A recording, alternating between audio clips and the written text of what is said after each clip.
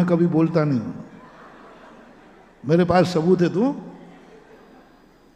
मेरे पास एक मेरा भक्त था, तो मैं वहाँ गया जहाँ उसकी ससुराल थी, तो उनके सासू को मालूम था उसकी कि महाराज जी का भक्त है, और बड़े दिन में बेटी आई थी। तो बस महाराज जी देखो ये अभी 4 दिन नहीं हुए और लेने आ गए, 2-4 दिन तो बेटी को रहने दो। महाराज जी मान ही नहीं रहे, और वो जिद, नहीं मैं तो लेके ही जाऊंगा, मैं तो लेके ही जाऊंगा।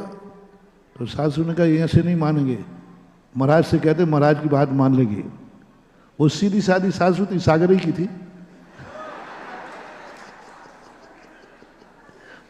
तो उन्होंने सोचा महाराज से कह रहे हैं तो महाराज जा रहे, क्यों रे बेटी उसकी है, तेरे साथ शादी हो गई तो क्या इतना भी अधिकार नहीं मांगा कि 2-4-8 दिन रुकना है?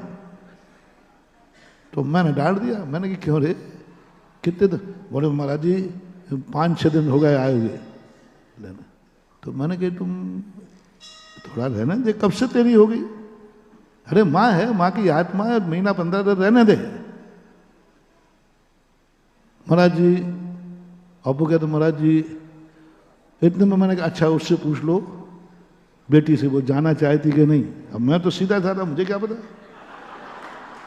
तो ना शादी नहीं वो तो नहीं जाना चाहती, वो तो कह रही है हम क्या करें, हम तो नहीं जाना चाहते मम्मी, ये लेने आ गए, वे मान ही नहीं रहे।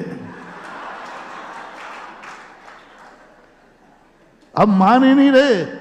अब लड़के से आपे से बाहर उसने कहा कि इन सासू बेटियों ने तो हमारी पूरी गुरु के सामने धो दी, और जोरू का गुलाम तुम नहीं जाना। नहीं माँ महाराज जी मेरी भावना भी नहीं, लेकिन ये मानते ही नहीं है।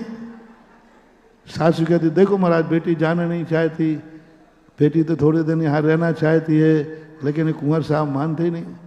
जब मैंने उसकी तरफ देखा तो बोले महाराज जी सुनिए असलियत क्या है। तो मुझे पता क्या है? बोले इसी ने फोन करके कहा था, इसी ने कहा था कि तुम मुझे लेने क्यों नहीं आ रहे, और जल्दी लेने आना, माँ जी मना करेंगी तो तुम मानना नहीं, मैं भी मना करूंगा तो तुम अड़के जाना, ध्यान रखना, भूल मत जाना। उन्होंने एक स्वाद में सारी सुना दी।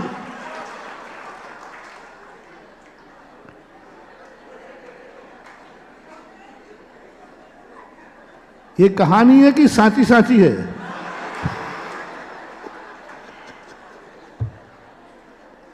अब बोलो बच्चा, अब लड़का भी क्या करे बेचारा, गुरु के सामने ही धो दी उसकी बेचारा। तो उसने पूरी तो तीनों उठ करके, दोनों उठ कर ऐसे भागे तो रोना आता है।